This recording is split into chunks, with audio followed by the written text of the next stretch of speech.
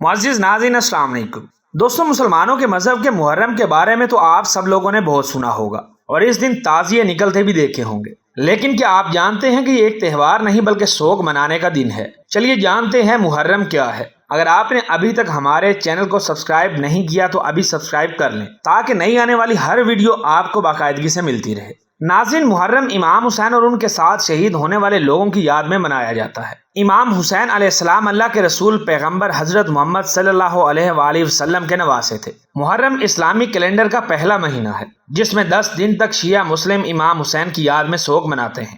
شیعہ مسلمان کون ہیں؟ اسلام کی تاریخ میں ہمیشہ سے ہی پورے بشر کے مسلمانوں کا خلیفہ چننے کا رواج رہا ہے، اس لیے پیغمبر محمد صلی اللہ علیہ وآلہ وسلم کے بعد 4 خلیفہ چنے گئے۔ مسلم لوگ مذہب اور طاقت کی بنیاد پر خلیفہ چنتے تھے، تو جن لوگوں نے حضرت علی رضی اللہ عنہ کو اپنا امام چنا وہ شیعہ کہلائے۔ حضرت امام حسین کے شہید ہونے سے تقریباً 50 سال کے بعد اسلام مذہب کے لوگوں کے درمیان بہت سی لڑائیاں ہوئیں۔ دراصل مکہ سے دور ایزیدیت سیریا کے گورنر یزید نے خود کو ہی خلیفہ ثابت کر دیا۔ یزید کے کام کرنے کے طریقے میں دہشت جھلکتی تھی اور اسلام جیسے مذہب میں تانا، دہشت یا بادشاہت کے لیے کوئی جگہ نہیں تھی۔ زمین سے آسمان تک صرف اللہ تعالیٰ کو ہی بادشاہ مانا جاتا تھا۔ حضرت محمد صلی اللہ علیہ وآلہ وسلم کے نواسے امام حسین علیہ السلام جو اس وقت مکہ میں تھے، انہوں نے یزید کو خلیفہ ماننے سے انکار کر دیا۔ خلیفہ بننے کے بعد یزید نے غصے میں آ کر مدینہ کے راجپال ولید کے بیٹے اتوا کو پیغام بھیجا کہ وہ حضرت حسین علیہ السلام کو کہیں کہ وہ یزید کو آ کر اپنا خلیفہ مانے اور ان کے حکم کو ماننے کے لیے راضی ہوں،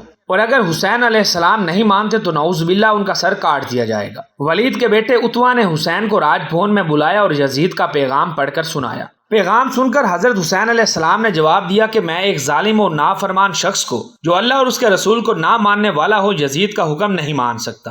اس کے بعد امام حسین علیہ السلام اپنے حج کو پورا کرنے کے لیے مکہ شریف پہنچے۔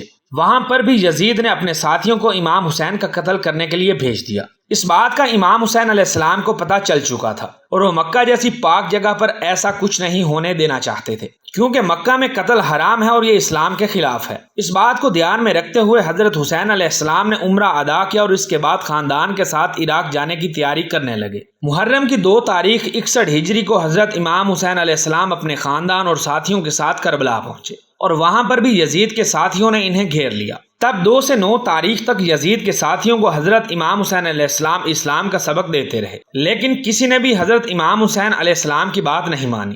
یزیدی سپاہیوں کے بات نہ ماننے پر حضرت حسین علیہ السلام نے 1 رات کی مہلت مانگی تاکہ وہ اللہ تعالیٰ کی عبادت کر سکیں۔ اجازت ملنے پر حضرت امام حسین علیہ السلام اور ان کے سبھی ساتھی ساری رات عبادت کرتے رہے اور اس رات کو عاشور کی رات کہا جاتا ہے۔ 10 محرم کو یزید کے سپاہی اوم بن سعد نے ایک تیر چھوڑا اور اس کے بعد جنگ شروع ہو گئی۔ حضرت حسین علیہ السلام کے قافلے میں 72 ساتھی تھے، جن میں سے 71 مارے گئے اور یہی اکیلے رہ گئے۔ اچانک انہوں نے اپنے 6 ماہ کے بچے کے رونے کی آواز سنی جو کہ پیاس سے رو رہے تھے۔ حضرت امام حسین علیہ السلام بچے کو میدان میں لے کر آئے، سپاہیوں سے اسے پانی دینے کی درخواست کی، لیکن یزید کے سپاہیوں نے ان کے بچے کو بھی تیر مار دیا اور اس بچے نے اپنے باپ حضرت امام حسین علیہ السلام کی گود میں ہی تڑپ تڑپ کر دم توڑ دیا اور پھر اس کے بعد امام حسین علیہ السلام کا بھی قتل کر دیا گیا۔ اور اس طرح حضرت امام حسین علیہ السلام نے اسلام اور بنی نوح انسان کے لیے اپنی قربانی دے دی، اور اسی وجہ سے ہی مسلم مذہب کے شیعہ لوگ محرم کے دن خود کو زنجیروں سے پیٹ کر، سر پر چاقو خنجر مار کر،